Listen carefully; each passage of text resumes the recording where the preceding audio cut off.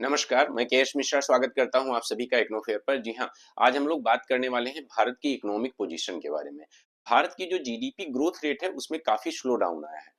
तो आखिरकार इस स्लो डाउन की वजह क्या है, इन सभी पर हम लोग बहुत डिटेल्ड में बात करेंगे। और ये आपके एग्जाम के लिए, प्रीलिम्स के लिए भी बहुत ज्यादा इंपॉर्टेंट है, क्योंकि इसमें जो डेटा दिया जाएगा उस डेटा को आप देखेंगे कि आपके लिए प्रीलिम्स में पूछे जाते हैं उससे सवाल। तो आप सभी लोग क्लास को लाइक करें, चैनल को सब्सक्राइब करें, बेल आइकन दबाना बिल्कुल भी मत भूलें, जिससे आपको चैनल के सारे अपडेट्स आपको मिल सकें। तो देखिए, अभी आपको सामने एक ग्राफ दिख रहा होगा, जिसमें दिख रहा होगा कि जो क्वार्टर वन है, उस क्वार्टर वन में जो जीडीपी की ग्रोथ रेट थी वो कितनी थी, 6.7%। लेकिन क्वार्टर टू में जो प्रिडिक्शन था वो कितना था, 6.5%। लेकिन एक्चुअल में क्वार्टर टू में कितना हुआ है, 5.4%। तो आखिरकार ये जीडीपी ग्रोथ की गिरावट की वजह क्या है? देखिए, आप सभी जानते हैं बेस इफेक्ट भी हो सकता है, क्योंकि जो क्वार्टर होता है, जैसे देखिए कंपैरिजन कैसे होता है, जैसे 2023-24 का जो क्वार्टर टू रहा होगा और 2024-25 का जो क्वार्टर टू रहा होगा, इनका कंपेयर करके जो है परसेंटेज निकाला जाता है। तो अगर मान लेते हैं कि क्वार्टर टू 2023-24 में अच्छा ग्रोथ रेट था और इधर कम हुआ है, तो परसेंटेज कम आता है। बट हाँ, यहाँ पर वजह वो नहीं है। आखिरकार उसके फैक्टर्स कौन कौन से हैं कि क्वार्टर टू में जीडीपी ग्रोथ रेट इतनी कम हुई है, इन सभी पर हम बहुत डिटेल्ड में आपके साथ बात करने वाले हैं। और भारत कहाँ पे सुधार कर सकता है आगे के लिए, जैसे जो उसका टारगेट है उसके हिसाब से। ठीक है, तो आइए देखिए। देखिए, सबसे पहले जो स्लो डाउन रहा है, स्लो डाउन की जो वजह है वो मैन्युफैक्चरिंग सेक्टर है। मैन्युफैक्चरिंग सेक्टर और माइनिंग सेक्टर, इसमें एक्चुअल में बहुत ज्यादा गिरावट देखी गई है। मतलब वो परफॉर्मेंस नहीं रहा है मैन्युफैक्चरिंग और माइनिंग सेक्टर का जो एक्सपेक्टेड था। तो इसी वजह से शायद, यहां तक कि अगर देखिए अभी भी ऐसा नहीं, अभी भी अगर मैं भारत की बात करूं तो भारत एक, बाकी जो इकोनॉमीज हैं उनमें फास्टेस्ट ग्रोइंग इकोनॉमी बन के आगे है, अभी भी है। लेकिन फिर भी, जैसे अगर मैं बात करता हूं चाइना की इकोनॉमी, तो 4.6% की ग्रोथ के साथ में आगे बढ़ रही है। लेकिन भारत की, जैसे आपने देखा कि क्वार्टर टू में भी वो 5.4% है, तो ऑब्वियसली वो लार्जेस्ट इकोनॉमी जो है उनसे आगे है, अच्छा परफॉर्मेंस है। लेकिन फिर भी जो एक्सपेक्टेड था उस एक्सपेक्टेड नहीं है, वो प्रिडिक्शन जो था उसमें काफी गिरावट आई है। तो जिस हिसाब से, या मतलब पिछले कुछ सालों में, 2 साल की मैं बात करूं, तो भारत जिस हिसाब से अपनी इकोनॉमिक स्थिति को बनाया हुआ है, जिस हिसाब से तेजी से आगे बढ़ रहा है, तो आखिरकार अचानक से इस गिरावट की वजह क्या है, उसके उसमें हम बहुत ध्यान से समझें। देखिए, लगभग में अगर हम बात करें 2 साल का, 2 ईयर लो, ठीक है, 2 ईयर लो दिस मंथ, मतलब सेकंड क्वार्टर में अगर मैं बात करूं, तो लगभग 2 साल का अगर हम एवरेज देखें, तो सबसे कम, सबसे गिरावट जो है आपको देखने को मिली है। ठीक है, सिटी बैंक का एक सर्वे भी जो पब्लिश हुआ है, उसमें भी देखा गया है कि जैसे देखो, जो एयरलाइंस की बुकिंग है, जो एयरलाइंस की बुकिंग है, जो फ्यूल सेल्स हैं और जो वेजेज हैं, इन सभी में काफी गिरावट देखने को मिली है। ठीक है, तो ऑब्वियसली जैसे फ्लाइट बुकिंग्स हैं, अगर आपके पास फंड कम है, ठीक है, आपके पास अगर फंड कम है, तो आप जाहिर सी बात है जो है क्या करेंगे, फ्यूल भी कम खरीदेंगे, सोचेंगे कि हाँ बचत करें। आप ज्यादा ट्रेवल भी नहीं करेंगे, कम करेंगे। ठीक है, इसका कारण क्या है, इसका कारण है कि मिडिल जो मध्यम वर्ग है, ठीक है, तो वो क्या कर रहा है, वो अपने खर्चे को कम कर रहा है, वो अपना जो कंजम्पशन है, कंजम्पशन पैटर्न बदल रहा है। और जब भी कंजम्पशन पैटर्न बदलता है, तो उसमें जो है निसंदेह जो है इकोनॉमी में बहुत बड़े चेंजेस आते हैं। जैसे कि आप देखिए 2 ईयर के बारे में देखिए, अगर मैं 2024-25 की क्वार्टर टू की बात करता हूं, तो और साथ में 2023-24 की, ठीक है, देखिए, अब देखिए, पिछले साल की अगर मैं क्वार्टर की बात करता हूं, तो देखिए 7.7% आपको जो है ग्रोथ रेट क्वार्टर टू में देखने को मिलती है। और क्वार्टर थ्री में आप जब बात करते हैं, तो क्वार्टर थ्री में आपकी 6.8% ग्रोथ रेट देखने को मिलती है। ये मैं पिछले साल की बात कर रहा हूँ।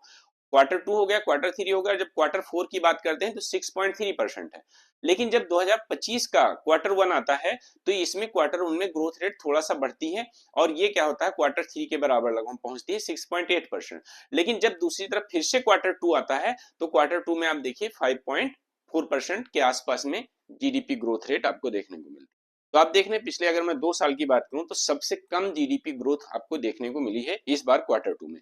ठीक है, और बेसिकली जो ग्लोबल प्रेशर है, वो भी कहीं ना कहीं इसमें कंट्रीब्यूट कर रहे हैं।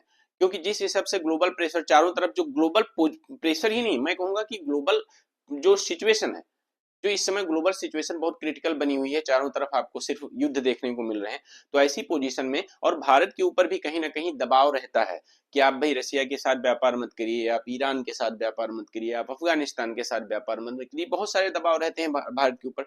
तो वो सब भी प्रेशर कहीं ना कहीं इसमें काम किए हैं, जिससे भारत के एक्सपोर्ट सेक्टर में भी परिवर्तन हुए हैं। इन सभी को हम बहुत डिटेल्ड में आपसे बात करेंगे। तो भारत का जो बेसिकली मिडिल क्लास है, तो मिडिल क्लास के पास ही एक्चुअल में इसका आंसर है। आप ध्यान से देखिए, middle class might just hold the answer कि हाँ आखिरकार ये क्या वजह है। और मिडिल क्लास देखो कि खासकर अगर मैं भारत जैसे देश की बात करता हूँ, तो जो इकोनॉमिक पोजीशन होती है उसमें मिडिल क्लास का एक बहुत अहम रोल होता है। हाँ वो बात अलग है कि मिडिल क्लास को हमेशा अनदेखा किया जाता है, कोई भी गवर्नमेंट की योजनाएं आती हैं तो मिडिल क्लास को खबर नहीं करती हैं, वो एक अलग बात है। बट मिडिल क्लास ही है जो सबसे ज्यादा अपना कंजम्पशन के बेस पे जो है इकोनॉमिक पोजीशन को एक स्टैंड बाई बना के रखता है।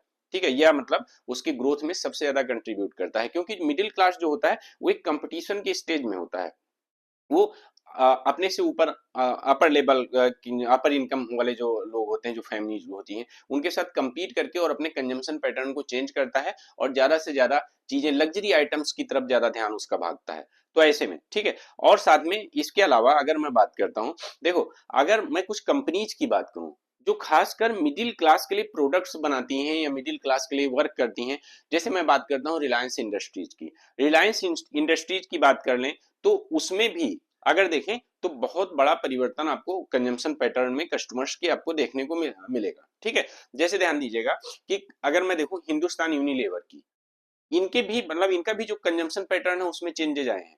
ठीक है, इससे क्या पता चल रहा है कि जो मिडिल क्लास फैमिलीज हैं वो अपने कंजम्पशन पैटर्न में बदलाव कर रही हैं। ठीक है, और उनकी उनकी अर्निंग कम हो रही है, और इसी वजह से जब इन कंपनीज की अर्निंग कम हो रही है तो इसका मतलब इनकी सेल्स कम हो रही है। अगर सेल्स कम हो रही है तो इसका मतलब जो इनका फोकस्ड क्लाइंट है उसका कंजम्पशन पैटर्न चेंज हो रहा है, वो खर्चे कम कर रहा है। और यही एक मुख्य कारण है। जैसे मारुति सुजुकी, देखिए मारुति सुजुकी की अगर मैं बात करूं तो इसके जो बेसिकली जो चेयरपर्सन है उन्होंने बोला, उन्होंने बयान दिया, क्या बताया कि लगभग में 80% के आसपास कार मेकर्स ने क्या किया है, पोस्ट किया है कि हम बहुत प्रॉफिट में हैं। लेकिन ऐसे प्रॉफिट का क्या मतलब, जब जो स्मॉल स्मॉल कार्स हैं, जो छोटी गाड़ियां हैं, उनकी सेल्स कम हुई है। इसका मतलब यह है कि यहाँ जो है भाई छोटी गाड़ियां कौन खरीदता है, मिडिल क्लास फैमिली। तो आप वो कंपनीज भले प्रॉफिट में हो, लेकिन अगर हम एवरेज देखें तो जो सेल्स है कार की, वो जो छोटी कारें हैं उन उनकी सेल्स बहुत कम हुई है। इसका मतलब यह है कि मिडिल क्लास के पास पैसा कम हो रहा है, और अगर मिडिल क्लास के पास कंजम्पशन पैटर्न चेंज हो रहा है, उसके पास पैसा कम हो रहा है, तो आप समझ सकते हैं कि इकोनॉमिक पोजीशन को बेहतर बनाए रखना ये बहुत ही ज्यादा चैलेंजिंग है। और कहीं ना कहीं इसकी एक वजह इलेक्शन भी बताया गया है। ठीक है, उस इलेक्शन में क्या बताया गया कि जैसे इलेक्शन हुआ है तो गवर्नमेंट की जो स्पेंडिंग थी उस स्पेंडिंग में गिरावट आई है, जो गवर्नमेंट का स्पेंडिंग टारगेट था उसमें गिरावट आई है।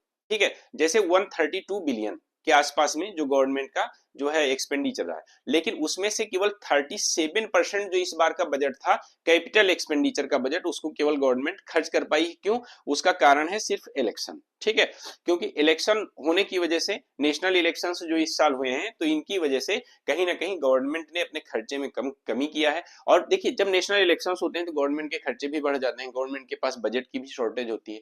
तो ऐसे में जो है कहीं ना कहीं जो उसका एक्सपेंडिचर होता है उस एक्सपेंडिचर में कहीं ना कहीं कटौती करती है, या जो स्पीड होती है एक्सपेंडिचर की उसको स्लो करती है। ठीक है, कि जहां पे फंड टाइम से एलोकेट नहीं हो पाता है, तो वो भी एक बड़ा रीजन, बड़ा फैक्टर इसका माना गया है। ठीक है, और साथ में अगर मैं बात करता हूं तो जो माइनिंग सेक्टर है, तो मैन्युफैक्चरिंग और माइनिंग सेक्टर दोनों में आपको गिरावट देखने को मिलेगी।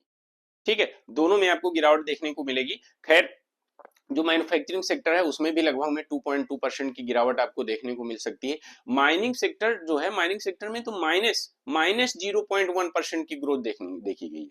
ठीक है, अभी मैं आपको बताऊं, देखिए अब मैं मैन्युफैक्चरिंग ग्रोथ की अगर मैं बात करता हूं तो देखो देखो जहां पे क्वार्टर वन में ये 7 थी, क्वार्टर टू में कितनी है, 2.2%। आप देखिए कितनी ज्यादा गिरावट माइनिंग सेक्टर में देखी गई है, सॉरी मैन्युफैक्चरिंग सेक्टर में। माइनिंग सेक्टर तो माइनस में है, तो मैन्युफैक्चरिंग सेक्टर में इतनी बड़ी गिरावट की वजह क्या है कि कंज्यूमर की डिमांड कम है। क्योंकि आपको मैंने पढ़ाया हुआ है कि जब कंज्यूमर की डिमांड होगी तो डिमांड क्रिएट्स इट्स सप्लाई, तो डिमांड को मीट करने के लिए सप्लाई किया जाएगा, मतलब सप्लाई को बूस्ट करने के लिए क्या करेंगे, मैन्युफैक्चरिंग करेंगे। अगर डिमांड कम है तो इसका मतलब सप्लाई ऑलरेडी पड़ी हुई है, तो मैन्युफैक्चरिंग तो कम होगी। जब जो ऑलरेडी जो है मार्केट में सप्लाई की हुई है, अगर वही जो है स्टॉक उनका खत्म नहीं हो रहा है डिमांड की वजह से, तो फिर बाकी मैन्युफैक्चरिंग क्यों करेंगे। तो मैन्युफैक्चरिंग में गिरावट देखने को मिली है, ये भी आपको मिडिल क्लास के कंजम्पशन पैटर्न में होने वाले चेंजेस के बारे में बताता है। ठीक, तो इसको ध्यान रखिएगा। और एक चीज मैं आपको बताना चाहूंगा, देखो जैसे ये जीडीपी ग्रोथ रेट की मैंने आपसे बात की कि देखो इसकी पूरी सिचुएशन मैंने आपको बताई है कि जैसे क्वार्टर टू से लेके, ठीक है, क्वार्टर टू से लेके पिछले साल के, और फिर क्वार्टर थ्री, क्वार्टर फोर, और इस बार का क्वार्टर वन के अलावा आपसे क्वार्टर टू के बारे में भी पूरी डिटेल्स मैंने आपको दी है। और आप अगर ध्यान से देखेंगे तो देखिए 5.4%, मतलब पूरे 2 साल में अगर आप देखेंगे तो सबसे कम ग्रोथ रेट आपको इस बार देखने को मिल रही है। ठीक है, सबसे कम ग्रोथ रेट। अब यही नहीं, देखो जो भारत की एग्रीकल्चर सेक्टर की अगर मैं बात करता हूं, तो भारत की जो खरीफ फसल है, खरीफ फसल में नो डाउट कहीं ना कहीं जो है सुधार हुआ है, अच्छा प्रोडक्शन हुआ है, जो कहीं आपकी एग्रीकल्चर सेक्टर की इकोनॉमिक ग्रोथ को मेंटेन करने के लिए जो है प्रयास कर रहा है। जैसे मैं अगर खरीफ की फसल की बात करूं, देखिए इससे सवाल पूछ लिए जाते हैं आपके प्रीलिम्स में, इसलिए ध्यान दीजिएगा। अगर 2024-25 के लिए मैं बात करूं तो लगभग में 1647 लाख मीट्रिक टन का जो प्रोडक्शन खरीफ के फसल का हुआ, जबकि पिछले साल की अगर मैं बात करता हूं तो 124 लाख मीट्रिक टन का प्रोडक्शन था। तो ये भी प्रोडक्शन काफी ज्यादा, काफी अच्छा जो है बूस्ट हुआ है। ठीक है, 124 लाख मीट्रिक टन मतलब हायर है इस बार। 1647 जो है, सॉरी मैं 87 बोल दे रहा हूं बार बार, 1647 मतलब 1647 लाख मीट्रिक टन प्रोडक्शन हुआ है, जो पिछले साल से लगभग 124 लाख मीट्रिक टन ज्यादा है। ठीक, तो खरीफ की फसल, अब इसी के कारण आप देखो एग्रीकल्चर की ग्रोथ रेट की अगर मैं बात करता हूं, तो एग्रीकल्चर की ग्रोथ रेट देखो कहीं ना कहीं इसने जो है संभालने की इकोनॉमी को कोशिश की है। जैसे आप पिछले साल की क्वार्टर टू की बात करो तो 1.7% थी, फिर इसमें गिरावट आई है। ठीक है, फिर इसमें 0.4% का जो है ग्रोथ आपको देखने को मिला, फिर 0.6%, देखो धीरे धीरे बढ़ा। इसके बाद क्वार्टर वन में ये 2% और क्वार्टर टू में ये 3.5% आपको देखने को मिलेगा। तो जो है आप देख रहे हैं कि किसी तरह एग्रीकल्चर सेक्टर जो है उसने सुधार करके उस इकोनॉमिक पोजीशन को होल्ड करने की कोशिश की है, अदरवाइज जो 5.4% है ये गिर के और ज्यादा चली जाए। ठीक है, अब आरबीआई के सामने चैलेंज क्या है, क्योंकि आरबीआई जैसे इन्फ्लेशन को देखते हुए, क्योंकि इन्फ्लेशन भी बहुत ज्यादा है। ठीक है, खासकर फूड इन्फ्लेशन में, फूड इन्फ्लेशन की हमेशा बात करता रहा, क्योंकि जो देखिए आरबीआई जो आंकड़े इन्फ्लेशन की प्रोसाइड करती है, उसने उसमें से फूड प्राइसेस को अलग कर दिया है। तो आप लोगों को नॉर्मली लगता है कि इन्फ्लेशन बहुत कम है, लेकिन क्योंकि फूड प्राइसेस में बहुत फ्लक्चुएशन हो रहा है, क्योंकि देखिए जो ग्लोबल क्राइसिस है वो भी कहीं इसमें कंट्रीब्यूट कर रहे हैं, तो इसकी वजह से जो है फ्यूल जो इन्फ्लेशन है वो काफी तेजी से बढ़ रहा है। तो आरबीआई भी अपने रेट्स को कट नहीं कर पा रहा है चाह कर भी। ठीक है, देखो मैंने जैसे बताया finance and realty sector, finance and realty sector में आपको गिरावट उसमें भी देखने को मिली है कि जो क्वार्टर वन में आपका कितना था, क्वार्टर वन में आप ध्यान से देखिए आपका 7.1% था, लेकिन क्वार्टर टू में कितना 6.7%। तो फाइनेंस और रियल्टी सेक्टर में भी कहीं ना कहीं आपको गिरावट इस चीज को देखने को मिली है, क्योंकि आरबीआई रेट को कट नहीं कर पा रहा है। तो रेट को कट नहीं कर पा रहा है तो फाइनेंस कम हो रहा है, क्योंकि जब लोन महंगा होगा, आपका इंटरेस्ट रेट महंगा हो, तो ऐसे में क्या होगा कि हाँ आप कम परचेज करेंगे, आप जो है आपका एक्सपेंडिचर भी कम होगा, कहने सॉरी मतलब इन्वेस्टमेंट भी कम होगा, क्योंकि आप सोचेंगे, वेट करेंगे कि भाई रेट ऑफ इंटरेस्ट थोड़ा सा कट डाउन हो तो हम जो है अपना लोन लें। ठीक, जो कंस्ट्रक्शन सेक्टर है उसमें भी उसमें तो खैर आप देखिए बढ़िया सुधार देखा गया है, क्योंकि क्वार्टर टू में जो 7.7% था वो अभी जो है क्वार्टर वन में जो 10.5% था उसमें भी गिरावट हुई है, और वो आपका क्वार्टर टू में 7.7% है। ठीक है, किसकी बात कर रहा हूं मैं, कंस्ट्रक्शन सेक्टर की। तो कंस्ट्रक्शन सेक्टर जो है उसमें भी आपको गिरावट देखने को मिल रही है कहीं ना कहीं। तो जो रियल एस्टेट सेक्टर है उसमें भी आपको गिरावट देखने को मिलेगी। अब देखो इन्फ्लेशन की अगर मैं बात करूं तो इंडिया की जो रिटेल इन्फ्लेशन है वो लगभग में 14 महीने में सबसे हाई 6.21% पर आपको देखने को मिली। ठीक है, तो जो 6.21% रिटेल इन्फ्लेशन है, तो ऐसे में आरबीआई भी कुछ कट नहीं कर पा रहा है, और रिटेल इन्फ्लेशन जब हाई है तो ऑब्वियस सी बात है लोगों के पास पैसा कम होगा, क्योंकि उनको अपने खाने पीने पर, फूड इन्फ्लेशन पर ज्यादा खर्चा करना पड़ रहा है, फूड पे ज्यादा खर्चा करना पड़ा है, क्योंकि फूड इन्फ्लेशन कुछ भी हो जाए, कितनी भी बढ़ जाए, आप खाना तो बंद नहीं कर दोगे, खाना तो है ही है, उसके बिना जो है कुछ कर नहीं पाएंगे, आप सरवाइव नहीं कर पाएंगे। तो ज्यादातर खर्चा जो है किस पर हो जा रहा है, फूड प्राइसेस के बढ़ने की वजह, फूड इन्फ्लेशन पे लोगों का ज्यादा खर्चा हो रहा है। तो ये भी कहीं ना कहीं, और ये जो फूड इन्फ्लेशन है ये जियो पॉलिटिकल जो स्ट्रेस चल रहा है उसकी वजह से है। चाहे वो जो है रसिया यूक्रेन का वार, चाहे इजराइल जो है और गाजा में फिलिस्तीन का वार समझ लो। तो इस तरह से आप देखते हो कि किस तरह से इकोनॉमिक जो ग्लोबल क्राइसिस चल रहे हैं वो इकोनॉमिक स्लो डाउन में एक रोल अदा कर रहे हैं। ठीक है, तो ये सब चीजें हैं जो आप बहुत ध्यान से देखिएगा, बहुत ध्यान से आप इनको समझिएगा कि अगर मैं बात करता हूं ग्लोबल ग्लोबल ग्रोथ की, तो ग्लोबल ग्रोथ जो है ये है कि हाँ जो है एक स्टेबल रहने की उम्मीद है, जो 3.2% के आसपास, मैं ग्लोबल जीडीपी ग्रोथ की बात कर रहा हूं, किसी देश की बात नहीं कर रहा हूं। जबकि लेकिन दूसरी तरफ जो आईएमएफ है, आईएमएफ ने प्रोजेक्शन दिया है कि हाँ इकोनॉमिक स्लो डाउन हो सकता है, और जो है मतलब आपके किचन में खासकर, मतलब आप समझ लीजिए आपके किचन में भी प्राइसेस बढ़ सकती हैं, इसका मतलब फूड इन्फ्लेशन और बढ़ने के चांसेस हैं। ठीक है, ऐसा किसने कहा, आईएमएफ ने, तो उसको भी इग्नोर नहीं किया जा सकता है। अब मैं बात करता हूं जैसे सर्विस सेक्टर में, सर्विस सेक्टर जैसे ट्रेड हो गया, होटल्स हो गया, और बाकी जो है इन सभी चीजों में देखें तो इसमें भी आप देखेंगे कि जो क्वार्टर वन है, क्वार्टर वन में जो जीडीपी ग्रोथ रेट आपकी 5.7% थी, वो क्वार्टर टू में आपकी 6% है, मतलब थोड़ा सा आपको सुधार आपको इसमें देखने को मिलेगा। ठीक है, कि जो 5.7 लगभग 6% के आसपास इस बार क्वार्टर टू में इसकी जीडीपी ग्रोथ, मतलब थोड़ा सा 0.3% के आसपास आपको इसमें ग्रोथ देखेंगे। जब माइनिंग सेक्टर की जैसे मैंने अभी बात की थी, आप बहुत ध्यान से देखिए माइनिंग सेक्टर को, मतलब कितनी भारी गिरावट आई है। जो क्वार्टर टू में माइनिंग सेक्टर कितना था आपका, 7.2% था, वो गिरकर -1%। ठीक है, -0.1% आपका क्वार्टर टू में है।